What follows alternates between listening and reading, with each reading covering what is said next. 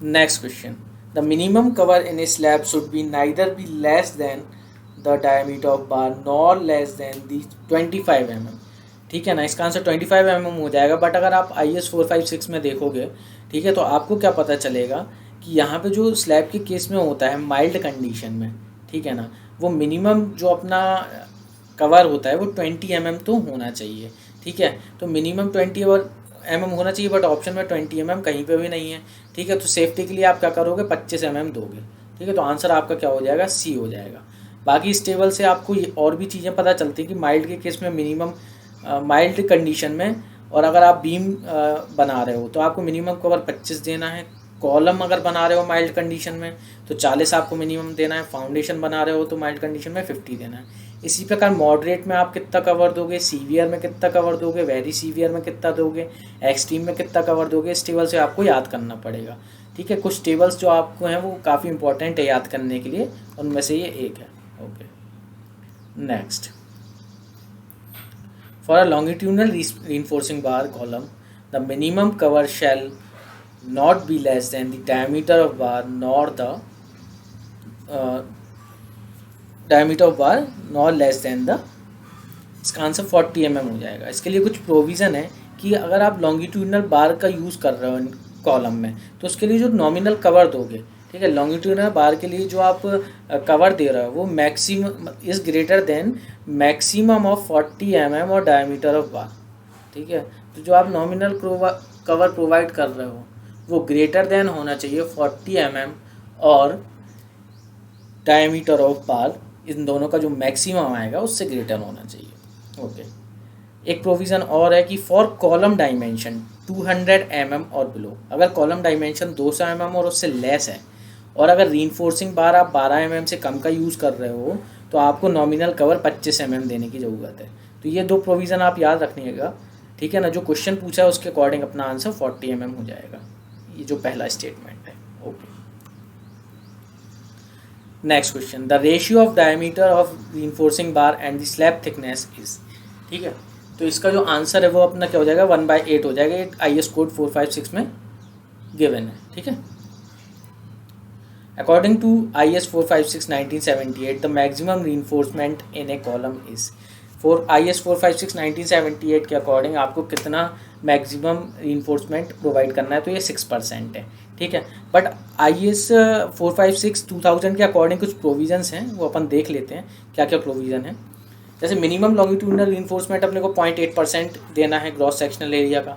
Minimum longitudinal reinforcement इन pedestal अपने को 0.15% gross sectional area देना है का 0.15% ऑफ ग्रॉस सेक्शनल एरिया देना है। मैक्सिमम लॉन्गिट्यूडनल रीइंफोर्समेंट जो होता है कॉलम में वो 6% of gross cross sectional area देना है। Maximum longitudinal reinforcement in case of lapping कितना देना है, 4% gross cross sectional area. Okay, minimum बार इन रेक्टेंगुलर कॉलम अपने को कितने यूज़ करने हैं, 4 करने हैं। Minimum bar in circular column आपको यूज़ कितने करने हैं, 6 करने हैं। Minimum bar with in helical reinforcement आपको कितने यूज़ करने हैं, 6 यूज़ करने हैं। Spacing of longitudinal bars along periphery, ठीक है, पेरीफेरी के अलॉन्ग जो स्पेसिंग है वो अपने को कितनी देनी है, 300 mm के समथिंग देनी है। ओके, तो इसके अकॉर्डिंग अपने से पूछा गया था कि maximum longitudinal reinforcement, third point आप देखोगे तो आपको पता चल जाएगी 6% of gross cross sectional area, इसका आंसर हो जाएगा C. Okay, the percentage of reinforcement in of slab when high stand deformation bars are use is not less than, ठीक है, जब आप HYSD बार्स यूज़ कर रहे हो तो स्लैब्स में जो परसेंटेज ऑफ रीइंफोर्समेंट है वो कितना प्रोवाइड करते हैं अपन। ठीक है, तो मिनिमम पूछ रहा है तो मिनिमम तो क्या होगा यार, कि माइल्ड स्टील के केस में आपको मिनिमम, मतलब सेफ्टी आपको लेने के चलनी है तो हमेशा आपको मैक्सिमम वैल्यू लेनी पड़ेगी, चाहे क्योंकि उसने ये नहीं बताया कि आप कौन सा रीइंफोर्समेंट यूज़ कर रहे हो, माइल्ड स्टील यूज़ कर रहे हो या HYSD कर रहे हो। Okay okay okay okay, sorry, उसने पूछा है, उसने बताया कि HYSD बार्स को हम यूज़ कर रहे हैं। तो HYSD बार्स के केस में तो आपको पता है कि 0.12% of gross cross sectional area होता है। यहाँ जो D होता है वो ओवरऑल डेप्थ होती है, B इंटू डी, तो 0.12% ऑफ BD हो जाएगा, तो इसका आंसर B हो जाएगा। बट माइल्ड स्टील इन्फोर्समेंट के केस में अपन क्या करते हैं, 0.15% ऑफ BD देते हैं, मतलब थोड़ा सा ज़्यादा रहता है। ठीक है, माइल्ड स्टील के केस में। Okay, next question, which of the following statement is correct. Minimum gross sectional area gross cross sectional area in longitudinal reinforcement is in column is 0.8%. Okay, spacing of longitudinal bar measured along the periphery of column should not exceed 300 mm. Reinforcing bars in a column should not be less than 12 mm in diameter. तो देखिए ये इसमें incorrect statement पूछा है, यहाँ पे पूरा print नहीं हो पाया. विच of the following statement is incorrect. Incorrect देखिए ए बी सी तीनों सही हैं, क्योंकि अभी अपन ने पढ़ा कि मिनिमम लॉन्गिट्यूडनल रिइंफोर्समेंट 0.8% होता है ग्रॉस सेक्शनल एरिया का, ठीक है ना. और 300 mm अपन पेरीफेरी के अराउंड स्पेसिंग देते हैं, ठीक है. 12 mm से कम आप बार यूज़ नहीं कर सकते कॉलम में, ये याद रखिएगा, ठीक है. तो एक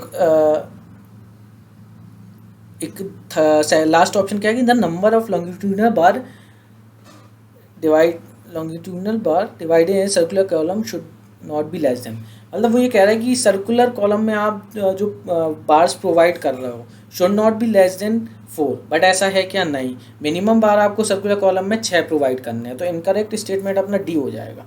आपको साथ में ये भी याद रखना है कि मिनिमम बार अगर आप रेक्टेंगुलर कॉलम में प्रोवाइड कर रहे हो तो 4 प्रोवाइड करने हैं, और मिनिमम बार अगर आप हेलिकल रिइंफोर्समेंट के केस में प्रोवाइड कर रहे हो तो वो 6 करने हैं आपको, ठीक है. तो डी ऑप्शन इनकरेक्ट है यहाँ पर, ठीक है. 4 की जगह 6 होना चाहिए था. Okay, next question. Which of the following statement is correct? Higher VB time shows higher workability, higher slump shows higher workability, higher compacting factor shows higher workability, ठीक है. तो हमारे जो ए बी सी है ना, यहाँ पे भी जो है इनकरेक्ट स्टेटमेंट पूछा गया है, यहाँ पे प्रिंट नहीं हो पाया. विच of the following statement is incorrect. तो देखिए ए बी सी तीनों स्टेटमेंट जो हैं करेक्ट हैं, केवल और केवल D none of the above answer हो जाएगा. आप इस टेबल से भी देख सकते हैं कि जैसे जैसे स्लम बढ़ रहा है, स्लम 0 से 175 हो चुका है, और यहाँ पे डिग्री ऑफ वर्केबिलिटी लो से हाई हो चुकी है. वहीं पे कॉम्पैक्शन फैक्टर 0.65 से लेके यहाँ 1 पहुँच गया है एंड की टेबल में, और डिग्री ऑफ वर्केबिलिटी लो से हाई पहुँच चुकी है. उसी प्रकार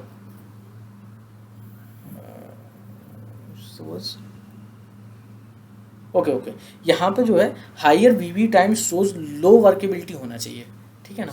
हायर टाइम सोज लो वर्केबिलिटी, क्योंकि देखिए जो वीवी टाइम है अगर हायर है तो अपने को डिग्री ऑफ वर्केबिलिटी क्या मिल रही है? लो मिल रही है, ठीक है. तभी जाके पहला स्टेटमेंट सही होगा, सोज लो वर्केबिलिटी. तब जाके ये तीनों स्टेटमेंट सही हो जाएंगे. अगर इनकरेक्ट पूछा है तो none of the above is incorrect हो जाएगा. ओके.